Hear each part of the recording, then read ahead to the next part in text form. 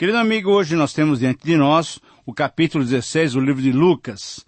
Nesse capítulo nós temos 31 versículos e poderíamos ter como título principal desse capítulo uma sugestiva pergunta do Senhor Jesus. Ou Deus ou o dinheiro? Agora, sabe por que podemos resumir esse capítulo com essa pergunta?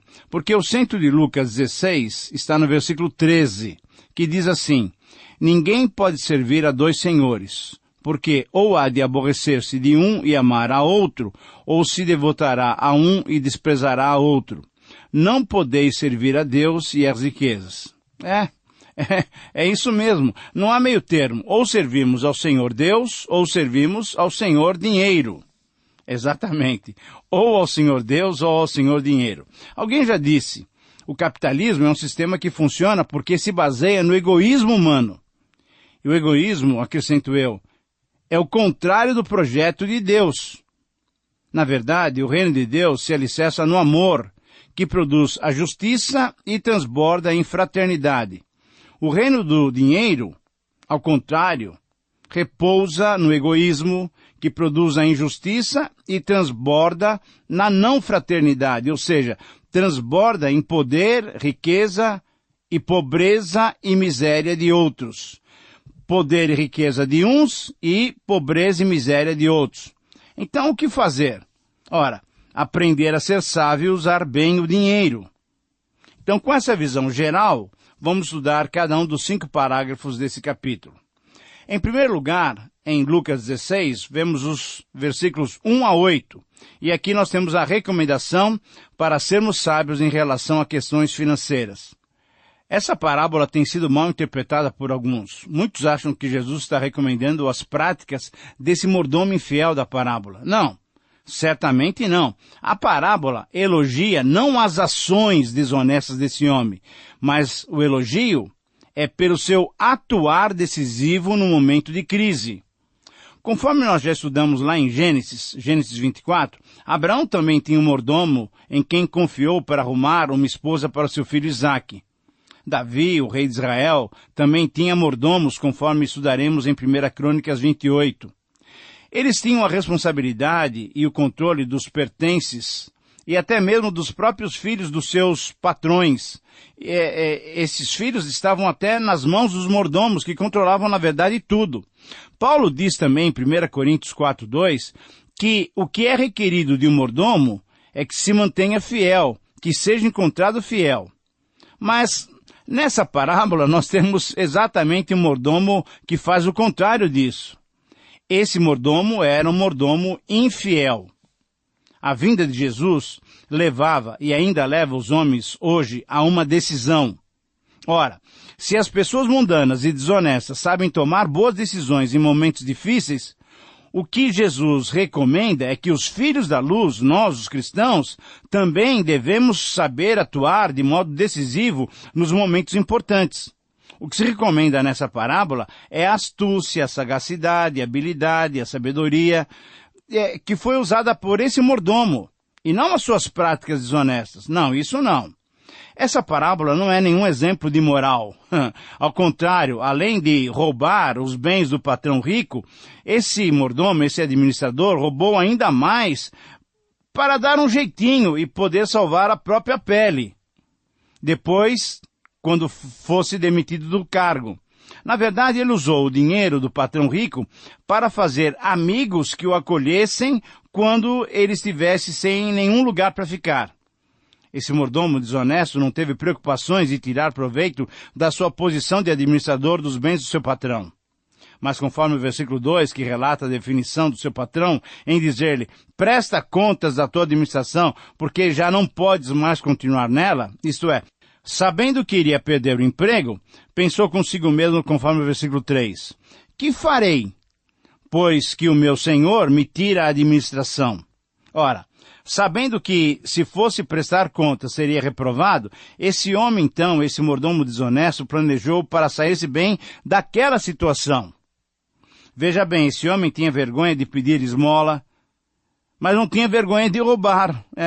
É provavelmente porque ele tinha cobrado mais juros indevidos dos devedores do seu patrão. Agora, com muita esperteza, com muita habilidade e astúcia, ele resolveu fazer um bom plano de desconto para cada um dos devedores e assim ganhar os seus favores. E mesmo assim teria com que acertar as contas com seu patrão. Ele foi muito inteligente. Portanto, ele foi inteligente, astuto, sábio, ele teve habilidade. Ora, a lição a ser destacada, então, é que esse homem, embora sendo desonesto, isso deve ficar muito claro, ele foi suficientemente hábil para empregar os meios que estavam à sua disposição para planejar uma saída honrosa e um futuro tranquilo para si mesmo. Mas, querido amigo, nós vemos no versículo 8, que pode ser chocante para alguns, as suas palavras são as seguintes: e elogiou o Senhor, o administrador infiel, porque se houvera atiradamente, isto é, aquele patrão, o Senhor elogiou o administrador desonesto porque ele agiu astutamente. Agora a pergunta que se faz é, enfim, por que aquele patrão chegou a elogiar o seu administrador infiel? Ah, querido amigo, certamente porque ele também conseguiu a sua riqueza, provavelmente usando daqueles mesmos princípios. O rico disse que o seu administrador agiu com sabedoria. Mas e que sabedoria é essa? É a sabedoria do mundo. O mundo age assim. Existe no mundo um sistema satânico que atrai e que engana as pessoas. Então, na verdade, o que é que Jesus ensina? O que é que Jesus enfatiza? Ele destaca a habilidade, a esperteza, a astúcia desse administrador que soube agir rápido diante dos acontecimentos.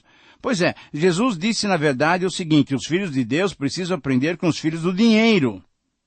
Jesus está dizendo que os seus seguidores, os discípulos, devem usar o dinheiro desse mundo para seus propósitos espirituais tão sabiamente quanto os filhos desse mundo usam o dinheiro para os seus propósitos materiais. Em termos práticos, Jesus está ensinando a usar o nosso dinheiro para repartir, para ajudar os necessitados, para investir no reino de Deus, pois afinal o alvo do discípulo do Senhor Jesus Cristo é acumular tesouros no céu. Em segundo lugar, agora, nos versos 9 a 13, temos a recomendação para usarmos sabiamente o dinheiro. Jesus continuou a tratar do mesmo assunto, dizendo no versículo 9, e eu vos recomendo, das riquezas de origem iníqua, fazei amigos, para que quando essas vos faltarem, esses amigos vos recebam nos tabernáculos eternos. Ora, então é preciso saber usar bem o dinheiro, porque, quando acumulado, ele normalmente é injusto. É verdade, o dinheiro tem as suas próprias regras, que sempre são injustas, seja pequeno ou grande o acúmulo. O que sobra deveria ser repartido, para todos terem pelo menos o básico, porque o que sobra, ou o que eu acumulo em certo sentido, não me pertence mais, mas sim aos outros que nada têm. Essa é a ideia do reino. Se não somos justos em questões do dinheiro, como Deus está dizendo, como é que Deus nos daria a verdadeira riqueza, conforme o versículo 11? Que na verdade são as bênçãos espirituais, bênçãos eternas, que são simbolizadas pela vida eterna. Ora, se não somos fiéis no que pertence aos outros, isso é, em termos de justiça, como é que poderemos ser justos, conforme os versículos 10 a 12? Mas você pode imaginar por que o Senhor Jesus deu essa ênfase? Porque o dinheiro, na verdade, é incompatível com Deus, conforme o versículo 13. Esse verso, que nós já lemos, nos convida a fazer uma escolha decisiva e definitiva, porque o Senhor Deus é incompatível com o Senhor Dinheiro. Ou servimos a um ou servimos a outro. Por quê? Porque Deus e o dinheiro têm regras diferentes. A regra de Deus, veja bem, a regra do reino é a justiça que cria fraternidade, que compartilha, para que todos tenham igualdade. A regra do dinheiro não, é outra, é a injustiça que gera desafeição, desamor, que dá origem ao poder, que gera riqueza e pobreza para outros. Querido amigo, nós somos responsáveis diante de Deus pelo pouco ou pelo muito que temos. Em que estamos usando o nosso dinheiro e os nossos bens? É no uso do dinheiro que provamos quem na realidade nós somos. Como é que você tem agido na sua vida financeira? Você tem acumulado ou tem compartilhado com os necessitados? Você tem investido no reino de Deus ou tem investido nas poupanças terrenas? Você tem acumulado tesouros nos céus ou você tem a sua caderneta de poupança que você nem quer mexer? Avalie-se, querido amigo, diante do Senhor. Em terceiro lugar, nos versículos 14 a 17, encontramos a advertência para não sermos legalistas como os fariseus. Querido amigo, aqui existem pessoas que fazem média. São aqueles que se julgam perfeitos diante de Deus e dos homens, mas ao mesmo tempo são amigos do dinheiro. Aqueles fariseus tentavam, e os fariseus atuais também tentam servir a dois senhores. A pergunta é a seguinte: a quem servirão mais? Quem será para eles o mais forte e decisivo? Observarão eles as leis do Senhor Deus ou as leis do Senhor Dinheiro? Jesus na verdade os desmascarou. Eles não são tão espertos como parecem.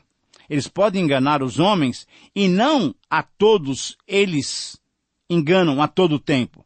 Mas nunca o enganam a Deus. Porque, conforme o versículo 15, Deus conhece os vossos corações, pois aquilo que é elevado entre os homens é abominação diante de Deus. Ora, o que Deus pede na Bíblia, na lei, é justiça. E o Evangelho traz o reino que é decisivo, definitivo, um apelo à prática da justiça. Apelo que exige não apenas teoria, uma ação decisiva. Por isso que Jesus disse no versículo 16, e todo homem se esforça por entrar nele. No fundo, quem são esses fariseus? Diante de Deus e dos justos não passam de adúlteros. Sabe por quê? Porque eles esposaram a Deus, mas adulteram com o Senhor Dinheiro. E ainda têm a coragem de representar aqueles que são justos e perfeitos. Não há nada mais do que dizer, não há nada mais para comentar diante dessas atitudes. Por exemplo, todo mundo vê quando uma pessoa usa uma peruca. Somente a própria pessoa não enxerga e faz o papel muitas vezes até de ridícula. Assim, Jesus afirma que diante da lei, nenhum tio ficará sem ser cumprido, conforme o versículo 17. Esses hipócritas pensam que estão enganando as pessoas, mas estão fazendo um papel ridículo. Agora a pergunta é diretamente para nós, e você? E eu aqui? Nós temos sido honestos e transparentes diante de Deus e dos homens? Você tem sido honesto diante de Deus e dos homens? Ou você tem tentado enganar um e outro? Você tem se esforçado para andar na estrada apertada, mas que leva ao reino de Deus? Ou você prefere aquele caminho largo, confortável, mas que vão ser caminhos infelizes? Você precisa se avaliar, querido amigo. Em quarto lugar, no versículo 18, Jesus confirma a autoridade da lei que ainda se mantém. Agora vamos ler bem esse texto. Quem repudiar a sua mulher e casar com outra, comete adultério, e aquele que casa com a mulher repudiada pelo marido, também comete adultério. Veja bem, você reparou que parece que esse verso parece meio fora de lugar nesse contexto? Mas quando nós o analisamos detidamente dentro do contexto, entendemos que Jesus usou esse exemplo para mostrar o valor, a validade desse mandamento da lei, conforme os versículos 16 e 17. Ele não estava fazendo a sua declaração aqui final sobre o divórcio e o novo casamento. Não, esse assunto ele trataria numa outra oportunidade. Os rabinos que estavam preocupados apenas com a letra da lei, em muitas circunstâncias, permitiam divórcio. Mas Jesus, que estava preocupado com o espírito da lei, relembrou a intenção original de Deus para o casamento, dando-nos um exemplo de como deveríamos nos relacionar com a lei em qualquer dos mandamentos. Veja que o contexto nós estamos tratando sobre finanças. Então Jesus apenas pega um exemplo para mostrar. Temos que deixar de lado a letra da lei, como os fariseus faziam, e nos fixarmos no espírito da lei, como nosso Senhor Jesus nos ensinou. E a pergunta que se faz para aplicarmos esse princípio para nós nós temos descoberto e temos seguido os princípios do espírito da lei, ou temos ficado mais presos à letra da lei? Querido amigo, e você? Você tem sido legalista ou você tem procurado entender os princípios da lei? Lembre-se, o Espírito Santo nos ilumina para entendermos os princípios da palavra de Deus.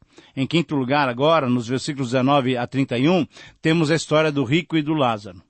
Querido amigo, muitos estudiosos entendem que esse texto seja uma parábola, enquanto muitos outros entendem que se refere mesmo a um fato real. E dentre esses, é o Dr. Magui, o idealizador desses programas. Por isso, o nome de Lázaro é mencionado. Ora, se Lázaro é mencionado, um nome de alguém que aparece numa história e não aparece normalmente em parábolas. Essa é uma argumentação em favor de que essa história seja real.